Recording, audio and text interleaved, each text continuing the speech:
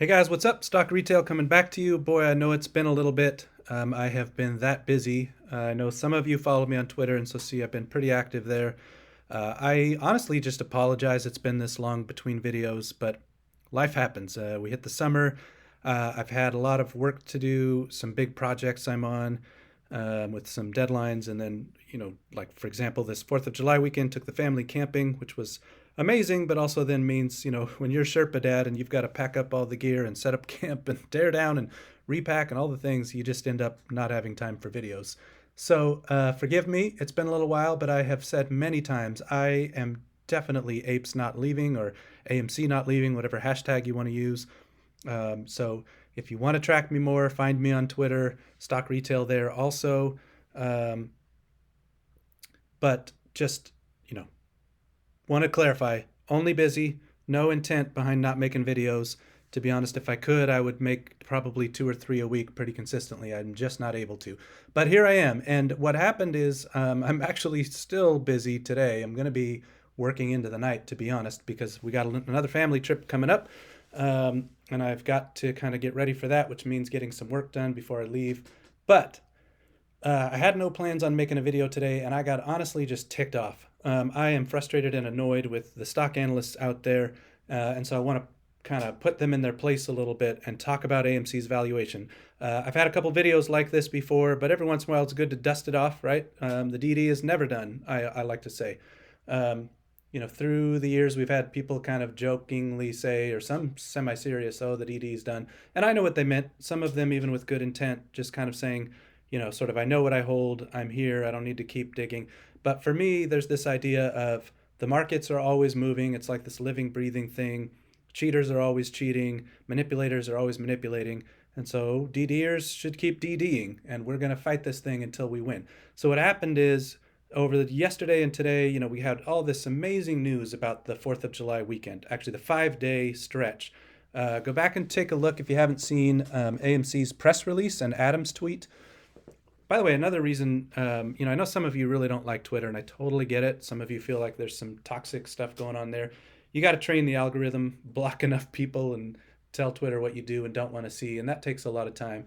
But if you're not there, you're not seeing Adam's tweets too. I suppose they show up on Reddit probably, and a few YouTubers may share them.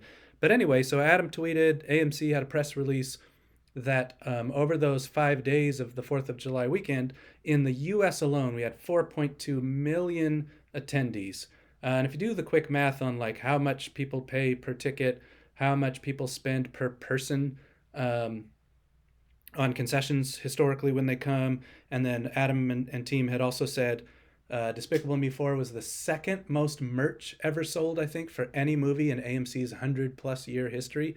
So if you add all that up, in 5 days, AMC, I think in the US alone, made around $90 million in sales. Just bonkers numbers. Phenomenal start to the quarter. And so in light of that, you think that stock analysts would say, wow, the industry is really turning around. And so you might have seen like Eric Wold at B. Riley kind of came out and said, well, hey, it's great for Cinemark, but AMC not so much. And it's like, guys, you just kind of say out loud, AMC has the most market share of any movie distributor out there, exhibitor, I should say, of any movie exhibitor out there. And you know what? I'm not going to jump ahead. I'm going to go through some details on how I look at AMC's valuations. We're going to go through that a little bit today and kind of debunk some FUD. And so what happened is then also today, I saw another, basically Webull had it at the top. So you can kind of see here with the animation, AMC Entertainment price target raised. Listen to that ridiculous wording, raised to $4 a share. Well, at the time I took this, and I think it's since corrected after hours. I think we're actually at 546 as of close. Sometimes you'll see that. There's kind of a, you wait a few minutes. In fact, funny, you can see I took this screenshot at 1:14 West Coast time. Typically about 15 minutes after is when you'll kind of lock in what the price ended up closing at. And so it did, in fact, correct to 546 since then. But, I mean, you get it. We're off a penny, no big deal. So you can see that would need to go down significantly to get to this, and I'm using air quotes, you can't see me, but this raised price target. So we're going to talk through, is that at all accurate? I am going to just remind you, I've got whole videos on price to sales and price to earnings. I've got a fundamentals playlist for AMC, so go check that out if you want to kind of go through. There's some of them are pretty old, like you're going all the way back to the fall of 2022, but I tear through AMC's business model to kind of give you a way to think of that. If you're new to me, if you haven't watched me before, sorry to the people who've been around. I'm sure you're pretty tired of hearing this, but I don't know. I get new followers. So I have 2 master's degrees in business. I worked at a Dow Jones company for 21 years. I have a track record on AMC in particular because I've obsessed this for 3.5 years now, more than 3.5 years for me now. We're coming up on that. I have actually been outdoing Wall Street on forecast accuracy. So I give you guys every kind of quarter a forecast of quarterly earnings and the box office, and then afterwards I kind of check the receipts and see how I'm doing. And so far I've been just crushing Wall Street in terms of accuracy. So plenty of receipts there you can go dig through, but also you can learn a little bit about how to look at a company's business model, how to read financial statements and stuff like that. And so I'm just going to refresh us here. So I'm not going to go deep on these. I'm just going to refresh us for the people who've seen me talk about this before, but go through that fundamentals playlist and you can find a lot more. So price to sales is a metric. So at the top here, this P over S, price to sales is a metric that you kind of use especially in either turnaround stories or startup stories. So a company that's not yet profitable, but looking like it's turning around and going the right direction. Well, that sure sounds like AMC, right? I mean, you guys hear that. And so it's a nice metric to use to get to some kind of, let's say, mathematical valuation of a company. And so I'm just showing you right here the formula. You take 12 months of revenue, so your sales, you divide that by the market cap of the company. So how much, market cap is just, shares times price. And that gives you some kind of multiple. So AMC right now is trading at a 0.299. It's like a 0.2993. So basically you take your sales and you kind of you take your share price and the amount of shares and all that, kind of can plug that in and get to this price to sales. Well, that you can reverse engineer that too. So what I'm saying is you can find out based on today's price what is AMC's price to sales. That's this 0.299 I'm showing you. But you could also go the other way and say you could do what if scenarios. So you could say, well, for instance, look at the second bullet. I'm telling you the industry historical standard is closer to three times price to sales. So, and I've shown you in some other videos where I sourced that, where I got that from. I tend to not use that for AMC because that, I mean, you can see already that's like a 10x on the price. And we're going to talk about that. You may decide you think it should be 3, but I'm going to show you even like right now, what's IMAX, what's Cinemark. So we're going to see those and give you some, so I'm giving you history, the industry, kind of the entertainment industry, but now that's going to include studios and some other things, probably Netflix, streamers. So it's not all businesses are the same. And so, oh man, I meant to put in this video, should have shown you.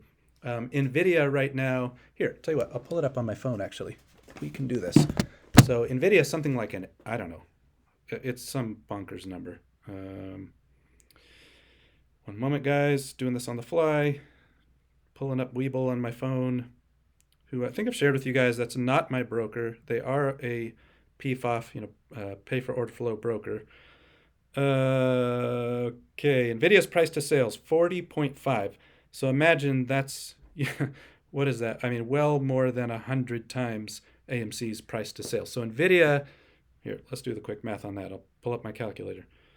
If you say 40.5 divided by 0.2993, it's 135 times. So for every dollar that AMC brings in, NVIDIA, for $1 it brings in, the stock is priced 135 times more expensive. So they're saying $1 brought into NVIDIA is worth $135 brought into AMC. Now, AMC has been a recovery story. It's gone through some really hard, damaging times. You can't lock down the entire globe and not let anyone walk through your doors and not have a problem. So there is a reason that in different industries, because you have different cost structures, different sales structures, different business models entirely. So there is a reason that different industries would have very different price to sales. So you don't want to get too much into comparing because you're not comparing apples to apples per se. It's not even apples to oranges sometimes. It's like completely different universes, right? Like NVIDIA's business is not the same as AMC's business. But just to get the idea, right now NVIDIA is priced at 135 times the price to sales that AMC is. That's pretty radical. 13,500%. So you kind of get the idea. But let's look at IMAX and Cinemark here in a minute, and that'll give us a better comparison. Okay, so that's price to sales, and it makes perfect sense to use price to sales on AMC because we haven't quite turned to a full year of profits. But now let's talk about what happens if that ever happens. So that's price to earnings. So you can use price to earnings. You see the bottom here, 12 months earnings. Got an asterisk here. We're going to talk about that. Divided by the market capitalization. So price to sales is take 12 months of sales. Price to earnings is takes 12 months of the bottom line. You can't see my hands, but I was kind of doing like an upper thing with sales because that's, it's kind of called the top line of your income statement. And then price to earnings, you get to the bottom line of the income statement. So these are different multiples, different ways of valuing a stock. And you can value it historically. You can value it against other companies. You get sometimes into like, people will say, well, Cinemark's at, I'll make this up, $20 and AMC's at $10, and how come Cinemark's more? But if you look at like market capitalization and these other metrics, it makes a more apples to apples comparison, because what if two companies don't even have the same amount of shares out there? And so you get better ways of comparing. And then you can also compare to history. So we're going to talk about that too a little bit. So you take the market cap, which is just shares times price, and you take your earnings, and then you can figure out this multiple. So in 2018, so I showed this in another video, I think AMC was at like 23, 24 price to earnings. And growth stocks tend to be priced a little higher, because what happens, so here, let's go back to NVIDIA. I'm going to pull that back up on my phone here. NVIDIA's price to earnings right now is almost 80. That means there's 77. It's 76.89. So there's 77 years of earnings. If you just take now it's a trailing number. That means it's looking backwards 12 months. So if you look at the last 12 months of NVIDIA's earnings, and this is why we're going to talk about growth in a minute, NVIDIA has 77 years of earnings priced into its stock. That is expensive. So you've got to hope that NVIDIA is going to keep growing. And so you get something called a PEG ratio. You can do price to earnings over growth, kind of get a forward view of earnings. So if NVIDIA keeps growing at this explosive rate with their earnings, then pricing in 77 years of the last 12 months of earnings might be okay if you expect they're still going to keep growing, because a year from now, a new 12 months of earnings is going to look radically different, and now it's not such an expensive stock. That's your thesis if you're in NVIDIA. I happen to think it's way too expensive. I actually happen to have a bit of a conspiracy theory and think that it's supporting margins, and that at some point that's a bubble that's going to pop. So far, I've not been proven right yet. That thing keeps running. But I do not personally own any NVIDIA. I think I personally am not in. That's all. I don't believe in the thesis on NVIDIA right now. And so far, I've been wrong. So, let's see if I'm going to be proven right over time. But so that that you can kind of compare. And so if you have a growth stock, that's this middle bullet on price to earnings, you tend to see a much higher multiple. Like I said, NVIDIA is at 77. And so we're going to use that here in a minute, because, what's growing fast? AMC. AMC's revenues are growing very, very fast. And if you look at the last few years and you look at what's projected out the next couple of years, that is the story for AMC. And so the earnings will be growing very fast. We're going to talk about that too. And so even though in 2018, AMC was valued at like 23, 24 years of earnings, perhaps we even want to look at something higher if it's growing fast enough. So we're going to come to that in a minute here. Just so you know, the S&P 500, the historic average is kind of 19 to 20. When the entire S&P 500 is above that, historically, you're looking at it kind of being a little bit expensive. When it's below that, you're looking at, generally value. Although I would say for the last 20 plus years, it's been, kind of well above that. But just so you know, if you looked at like a 100-year time frame, you'd kind of start landing on like 19 to 20 being a historic average of the price to earnings of the overall top 500 companies. And then the bottom, so the reason we're not using price to earnings right now for AMC, generally you're only going to use price to earnings as a metric if you actually have 12 months of positive earnings. When you have a negative earnings number, it turns this metric pretty wonky. And so you kind of don't use it. So I just wanted you to know that. You're going to see I've seen people on Twitter throwing around numbers for price to earnings for AMC. And I'm like, well, we don't actually have positive earnings right now. So I'm not sure where you're coming up with that number. Okay. So let's actually just go through. Probably should have put animation so you don't jump ahead of me, but I'll just try to trust you to go with me. We're going to go across and then down. So let's look at the box office. So in 2024, now you're getting some of my projections, but remember what I shared with you. And it's not even just a quarter or two. We're talking like 2.5 years now, 10 plus quarters, where both at the box office and on AMC's earnings, I have beaten industry projections. So I'd like to think I can say with a lot of confidence that I don't know that I have some ability to forecast these numbers. But because it's a forecast, I just want to highlight that yet again. I highlight that all the time on my channel. Um, I used to. So if you don't know, I used to lead teams that were forecasting over $2 billion a year in yearly revenues at that big company I worked at. And there was a VP who was over my area, and he would say, if you have a forecast, it's wrong. So just want you to understand, if I'm giving you forward-looking views, you're listening to a guy on the internet. You need to do your own DD. You need to decide what you agree with, what you disagree with. Before we're done, I'm going to give you some assumptions so you know a little bit about what's in my numbers, so that you can do that agreeing and disagreeing on your own. But in general, I will stack my forecasting above anybody's, and certainly above the Wall Street analysts who are taking shots at us. So I currently have us landing. We have half the year actualized at the box office. We know the box office results for the first two quarters, plus a little bit of this quarter. I've got us landing around 8.5 billion for the year. Now that was strike impacted, so this is the little note you can see. I'll just kind of highlight it here. Last year, 2023, we almost hit 9 billion. So we were at 8.9, which is really, really great last year, all things considered. And since then, remember, we've paid down a ton of debt. We've paid back a lot of back owed rent, we deferred lease agreements we had. Um, so we've lowered a lot of expenses. We've closed a lot of properties, and we've opened some profitable properties. So our expenses and our revenues have significantly changed, and that's going to matter as we take this forward view as well. So if you haven't been around AMC a while, you need to know that actually expenses have been effectively cut. So when you lower your expenses and you raise your revenues, good things start coming. I think that's pretty obvious. So all right, so 2024 though, big strike impact. We're looking at landing probably at around 8.5 billion. That's something I had told you all the way back last October when the strike was really starting to impact us. I did a video in November, I think, and I was tweeting about it in October. So that was another thing that started ticking me off. This B. Riley analyst kind of said Q2 was disappointing, and I was like, no way, man. Q2 was actually above everyone's forecast, including mine. Even though I was closer than the industry, it still beat my forecast. And so it's complete baloney that people are trying to tell you Q2 was any kind of disappointment. It was a beat on every level. But because of the strike, we're still landing lower than 2023. And I had told you that all the way back last fall, and it's just playing out. But we're at the good part. We're at the part where we celebrate, and you're seeing that in the box office results, I'm sure.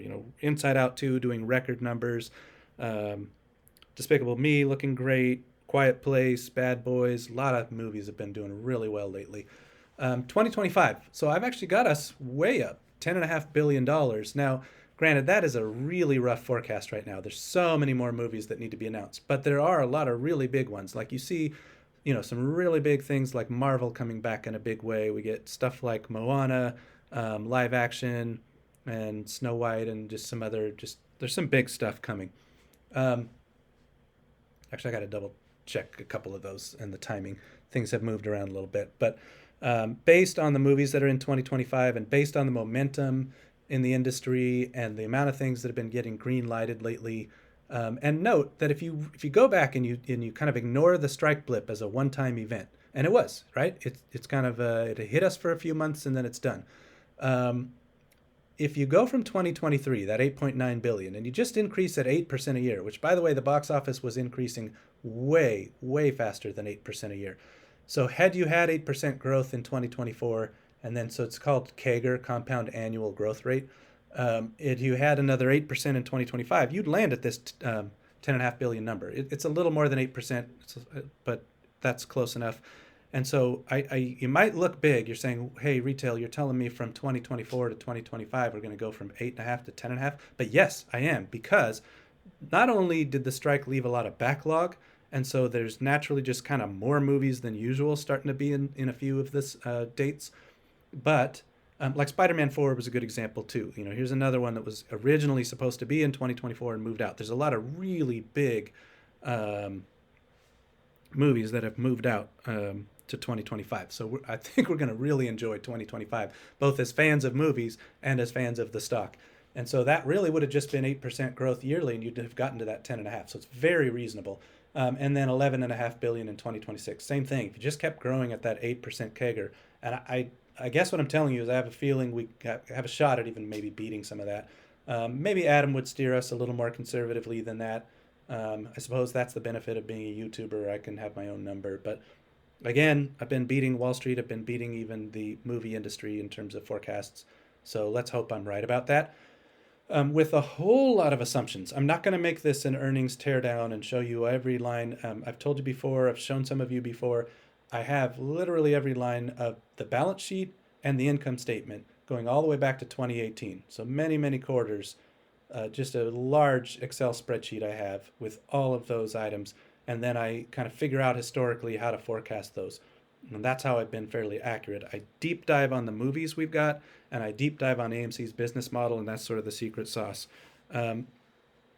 So I've got us now for 2024, but understand there's 3 quarters of earnings because we haven't had the Q2 earnings release that I'm forecasting. So I could be well wrong here. You're going to have to start taking these numbers, just carefully. These are not any kind of promise. These are forward-looking statements of a dude on the internet. So, but I've got us 2024 at $175 million loss still on the year.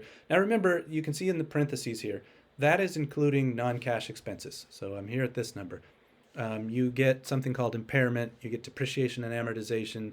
There's a lot of non-cash stuff in there. So what you should be seeing that's incredibly bullish is if you take out non-cash expenses, our cash flows are probably looking better than this. Now, Adam may use some cash to pay off debt. We may have some capital expenditures. I'm going to talk about that a little bit later.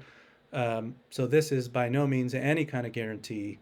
But what I am saying is from a bottom line, we're more than a $200 million improvement over last year in spite of the fact that there was the strike.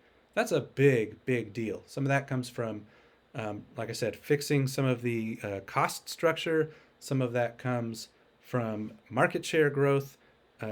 Don't sleep on what Taylor Swift did for us, because after that quarter, I noticed an uptick in the market share for AMC. So that was really fantastic.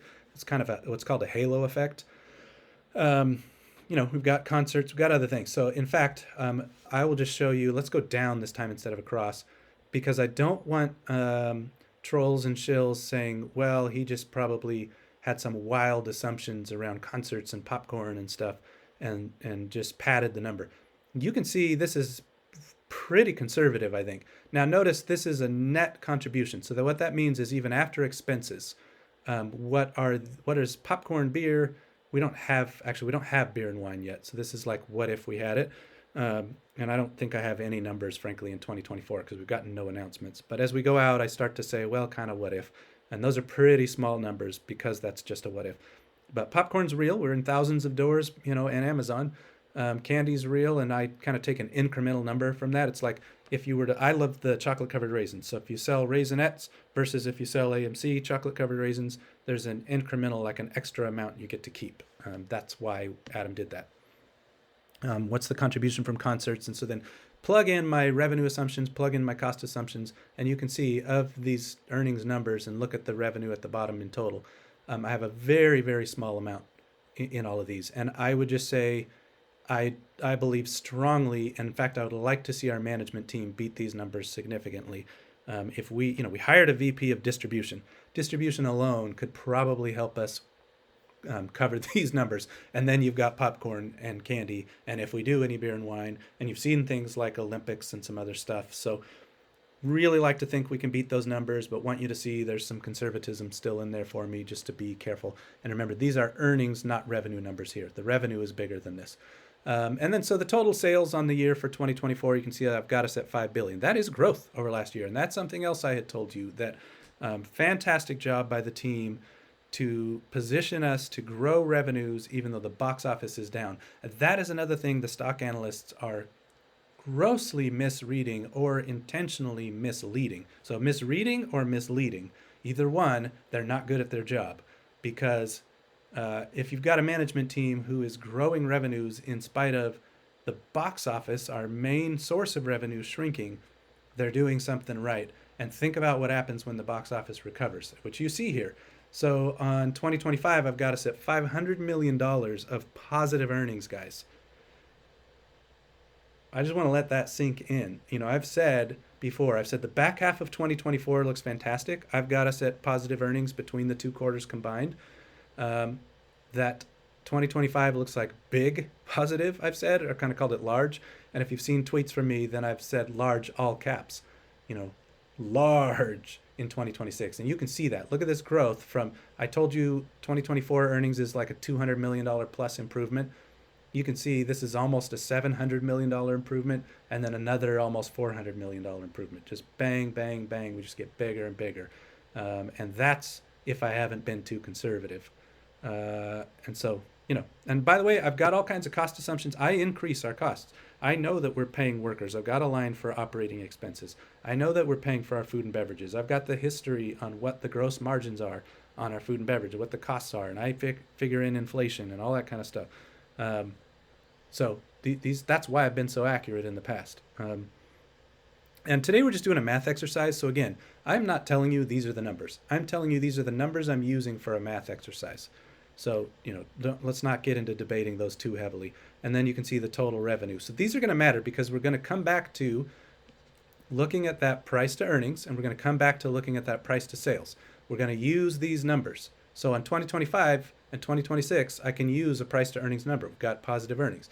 And then for all 3 years, we're going to take a look at this price to sales. And we're going to ask ourselves, are these guys right when they say AMC is worth $4 a pop? So right now, told you, AMC's price to sales, I should have updated this slide, let's say 546. You can see I took a new screenshot and I had mentioned that the price corrected to 546. So you can see right now, there it is. Price to sales, 0.2993. That is based on these 295.6 million shares outstanding. And then I was kind of highlighting for you, I mentioned when you have negative earnings that generally you don't use the price to earnings ratio, the PE ratio. And you can see TTM means trailing 12 months. That's that backwards view. Forward, remember I talked about NVIDIA and the forward and the growth view. That's why there's a forward view in many of your brokerages as well. Or if you just look online like Yahoo, Webull, etc.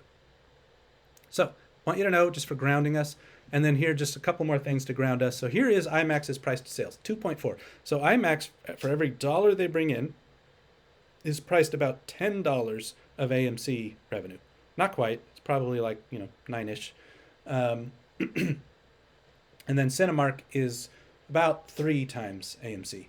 So even though AMC has far more market share, has popcorn, has distribution, has candy, maybe has beer and wine, Cinemark is priced 3 times AMC in terms of a price to sales metric. And you can just go check these. These are easily fact checkable. I like to say no trust me bros around here, so you can go fact check those. That is what Webull is showing. I just pulled those from Webull. I'm sure different brokers show different numbers. So let's just go ahead and do that math exercise. And now you're going to be able to do that at home, kind of play with your own numbers. Just go back, kind of rewind, and you can kind of see, or you can even just Google how to calculate these. You will find, like Investopedia and some other places will give you those formulas. So right now, I mentioned we're at 546, and that's that price to sales of 0.2993. So if you just carry that out based on the revenues that I said, let's go back. So based on these revenues here, which are based on this box office and some assumptions around concerts and popcorn and candy, etc. If we did not increase our price to sales, basically Wall Street just was stubborn as all get out, which they have been. Even without changing the price to sales metric, AMC would need to go up almost 20% next year, and from now to the end of 2026 would need to go up about 30%. That's at this anemic, I'll call it, actually I think Adam used the term anemic once too, and I will here too. It's a ridiculous, grossly undervalued, pathetic number that has no grounding in reality. There's just not an excuse for AMC's price to sales to be this low. The only excuse, if someone wanted to gaslight you, and by that I mean just look you in the eyes with a poker face and pretend they believe what they're saying, because there's no way a real financial analyst could believe this.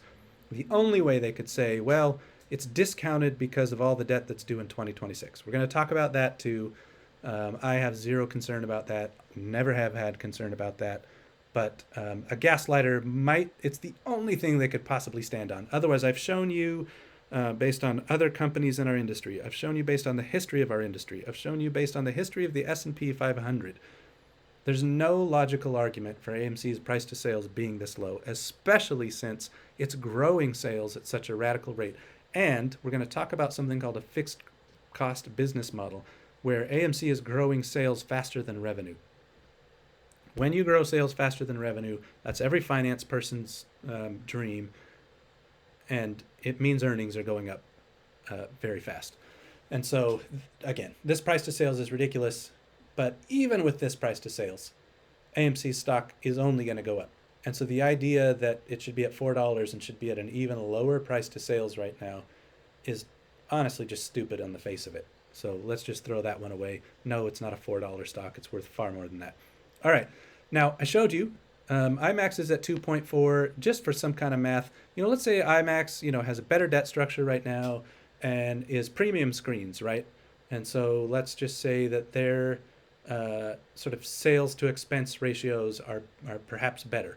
Then they're a premium brand. Okay, fine.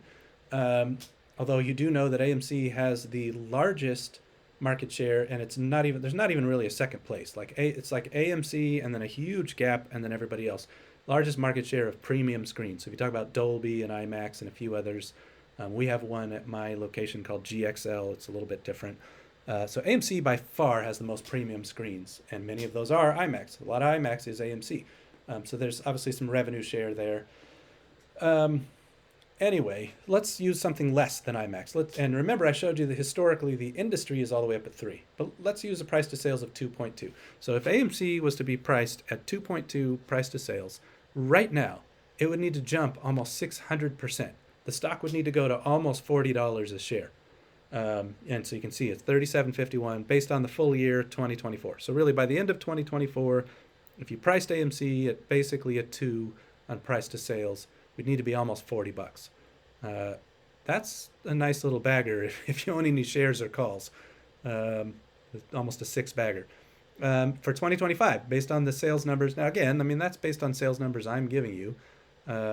Sure, I've been accurate in the past doesn't mean I'll have to be accurate in the future. So you want to question these. I'm not promising these. But we'd be at almost $50 and almost 800% over what we are today. And then for 2026, we'd be at almost $52 and almost 900% above today. When I say I can wait, I can wait. I am quite confident. Obviously the strike is over. This management team has shown they're not letting any kind of disaster happen on their watch. They have fought tooth and nail for 4+ years now, because remember, they had to fight in 2020 before apes even arrived. So all of 20, 21, 22, 23, and now half of 24, these guys have steered through kind of the worst storm imaginable for this business. And they've done it well, and here we are. And we have not had to go through some kind of, taking a bath as shareholders. It's been hard. Don't get me wrong. It's been hard for all of us, but we are here and we still own our shares, and we didn't go through any kind of court proceedings and having debtors take over our company. So kudos to the team. I'm proud of them, and I believe in them. If you've managed my company through that kind of storm for 4.5 years, no amount of gaslighting is going to make me stop trusting you now. That would be ridiculous. So I go by the scoreboard. All right, so if you think that my forecasts are anywhere remotely correct for the future, now we start getting to where we can look at a price to earnings. So remember, I said historically S&P has been around 20. I said in 2018, AMC, you can go find this, was 23, 24 in one of the a couple of the profitable quarters. And so let's use a 25 just for round numbers. And then because it's going to be growing really fast, let's also look at what it would look like if it was at 30. So at the end of 2025, if I'm correct, AMC at these different price to earnings would have to be anywhere between like a 500 and an 800% climb from now. So anywhere from almost $34 to almost $51 based on a standard price to earnings ratio. And not even, I told you, NVIDIA is at almost 80 right now. So we're talking even at 25, AMC would grow 700% from now to next year. Yeah, I can wait, right? And so at some point, shorts are going to have to accept this. It's going to be undeniable. And people ask me all the time, man, retail, give us a video on how do the shorts finally have to close? Or actually, let's use the word have to cover, you know, buy to close, whatever you want to call it. I don't have that magic formula, but I'll tell you what, you start having a profitable business model and you start really breaking their backs. And the fact that they're having to wait this long and they're underwater and they're over leveraged, and again, I think they're covering their margins through things like Nvidia. I would not want to be a short right now, especially when we're having, look at Inside Out. It is now I don't know if you saw the news, it's the largest Pixar movie ever. It's only been out for a couple weeks, you know? It's going to be in theaters for 100 days. It's already the largest Pixar movie ever. And you say out loud, like they've had, I tweeted, you can go look at the tweet, but it's like Monsters Inc., there's 2 of those. They've had Cars, there's 3 of those. There's 4 Toy Stories. There's Nemo and Dory, Bug's Life. Oh man, I'm kind of blinking out. I had a bunch more that I put in the tweet. But you get the idea of, Incredibles, there's 2 of those. You say the biggest Pixar movie ever, and it only took a little more than a couple weeks. What do you think is coming at the shorts in terms of the movie industry?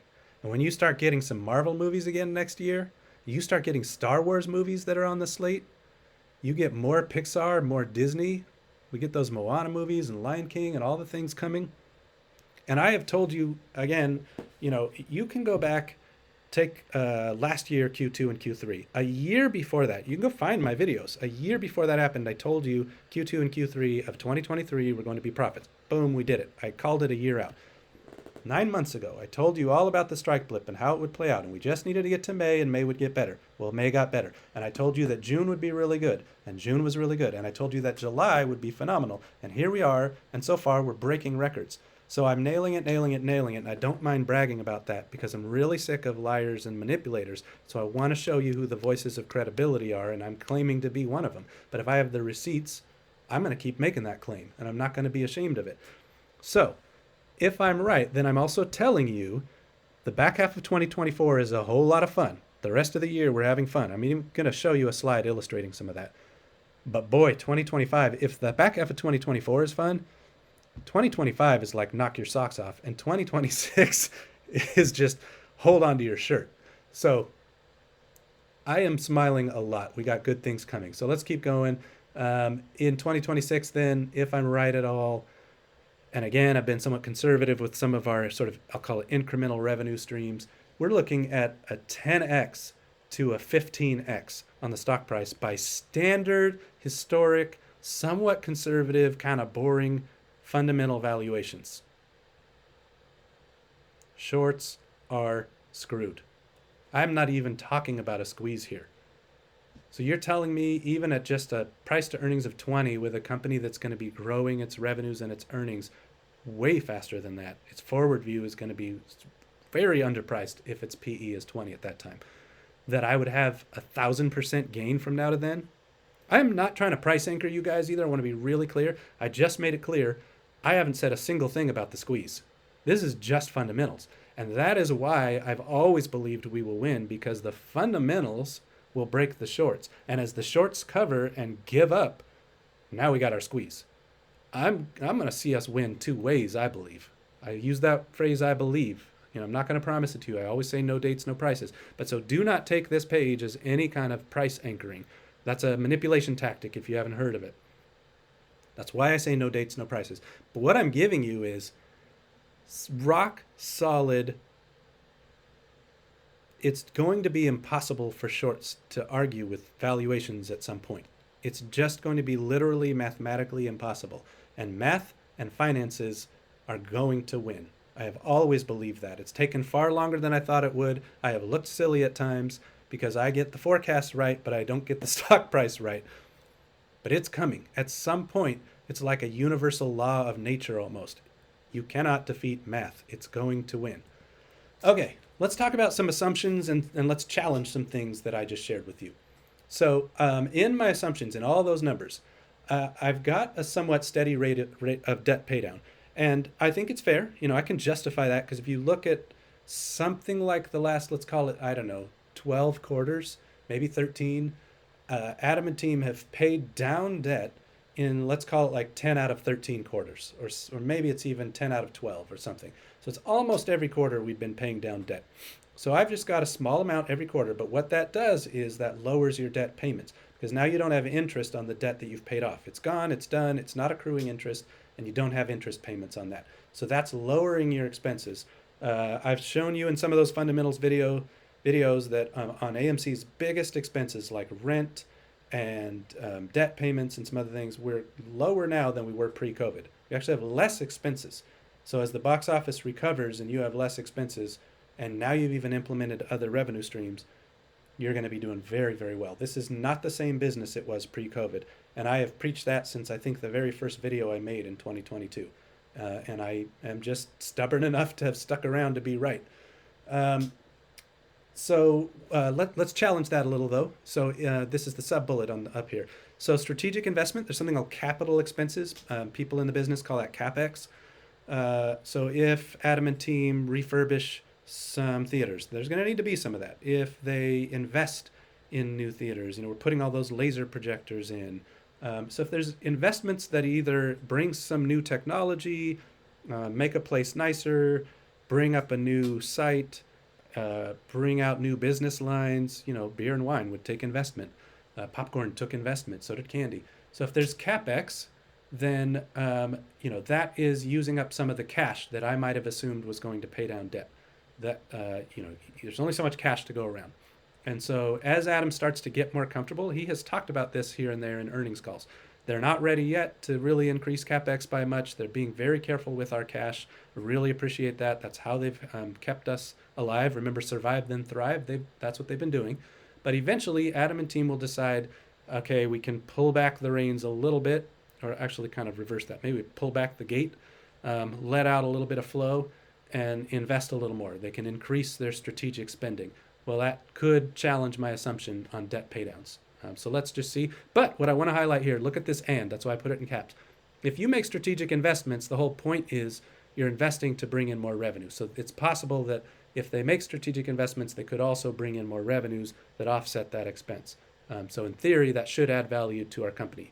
You'd have some videos of mine where I kind of talk about value creation. But just want you to know that I have an assumption. They continue to pay down debt, kind of a few million a quarter. And perhaps there's a time where they don't do that. So you could challenge me on that. Inflation assumptions. I've got inflation assumptions around rent, operating expenses, other input costs like our food and beverage. But, I'd have to kind of go through a deep dive and show you what my assumptions are, the exact percents, all that stuff.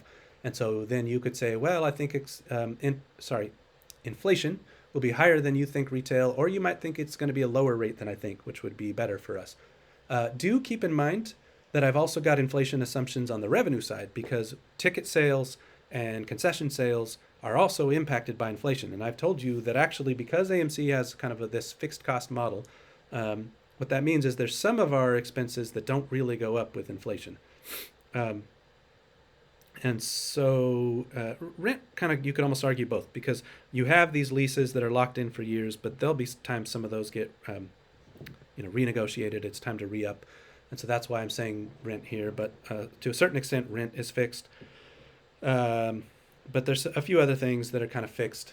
And so if your inflation impacts your revenue, goes up, but some of your expenses don't go up, that's why actually inflation is good for the movie theater business. So it's kind of a funny hedge for inflation. I've got conservative estimates on some of those incremental revenue streams. I think if you wanted to challenge me, you'd say actually you should go higher. So on popcorn, concerts, any other distribution, again, remember we hired a VP of distribution. So I'm hoping that could mean we do more than just concerts.